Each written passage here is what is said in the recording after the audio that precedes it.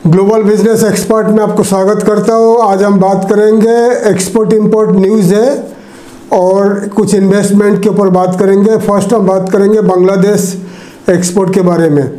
तो मैंने कुछ न्यूज़ देखा था पाकिस्तान चैनल से, काफ़ी सारे पाकिस्तान चैनल से, दैट इंडिया का एक्सपोर्ट बांग्लादेश को बंद हुआ है। तो ऐसा नहीं है, इंडिया का जो एक्सपोर्ट बांग्लादेश को अभी तक बंद नहीं हुआ है, पूरा खुला हुआ है। इंडिया का एक्सपोर्ट टू बांग्लादेश अभी तक खुला हुआ है, कभी भी India to Bangladesh, Bangladesh to India export बंद नहीं हुआ है। एक्सपोर्ट चल रहा है, लेकिन एक्सपोर्ट का कुछ कम हुआ है। तो लास्ट मंथ अगस्त में ये $943 मिलियन का एक्सपोर्ट था इंडिया टू बांग्लादेश। इसका 28% कम हुआ है, घटा है।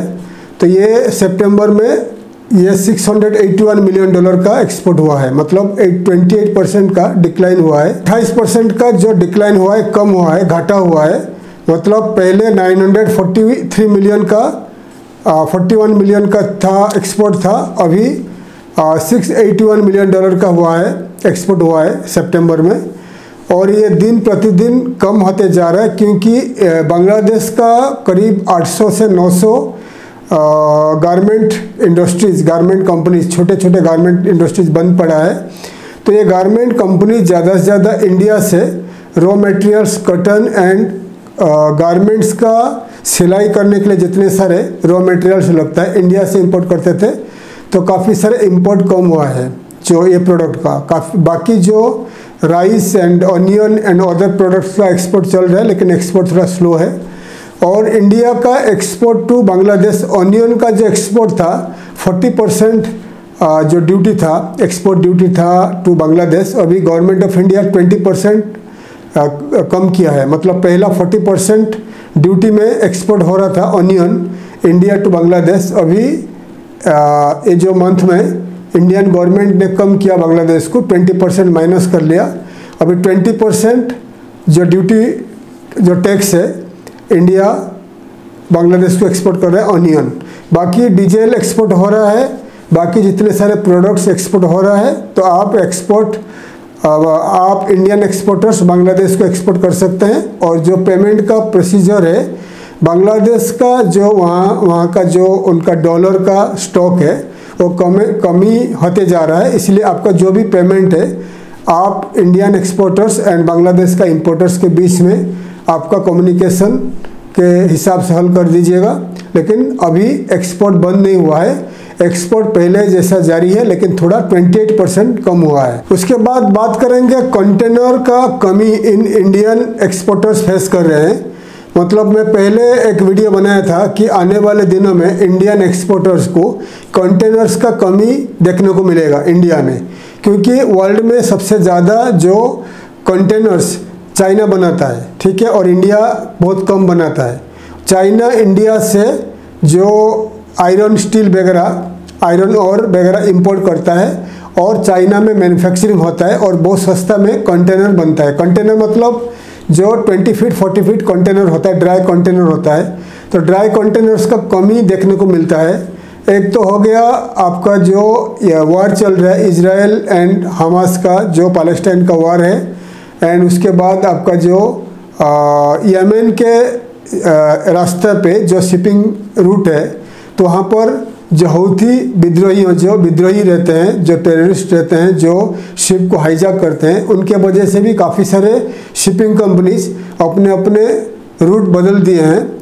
उसके वजह से ऑल्सो शिपिंग कंपनीज का रूट बदलने के वजह से, तो उनका रूट बदलने की वजह से शिपिंग अराइवल्स इंडिया में कम होता है और टाइम पर शिपिंग शिप्स नहीं पहुंचता है। इसीलिए इंडिया में जो कंटेनर शिप में लोड होके आता है वो कमी देखने को मिलता है। तो अभी से लेकर आने वाले दिनों को इंडियन एक्सपोर्टर्स कंटेनर्स का कमी देखने को मिलेगा, ठीक है। और इंडिया में जो कंटेनर्स अवेलेबल है, इंडिया में कुछ कंपनी गुजरात में और चेन्नई में वो लोग कंटेनर्स मैन्युफैक्चरिंग करता है, लेकिन बहुत कम करता है।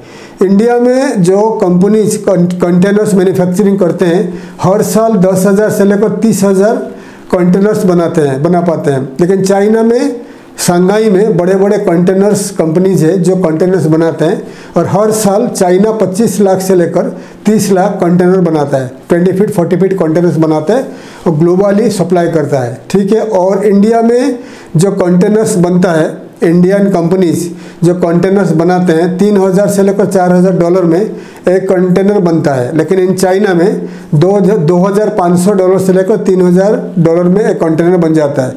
इसलिए इंडिया में आजकल कंटेनर बनाने को नहीं जाते, बहुत सारे कंपनीज चाइना से इंपोर्ट करते हैं। ठीक है। और बड़े बड़े कंपनीज का मोनोपोली है, जैसा कि आपका मस्क कंपनी है, मस्क आपका जो यूरोप का कंपनी है, मेडिटेरियन शिपिंग कंपनी स्विट्जरलैंड का है, मस्क जो है डेनमार्क का है, और फ्रांस का है CMA-CGM फ्रांस का कंपनीज है।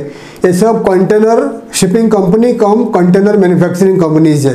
तो इन लोग का मोनोपोली है, कभी कंटेनर देते हैं या टाइम पे सप्लाई नहीं कर पाते हैं या नहीं करते हैं।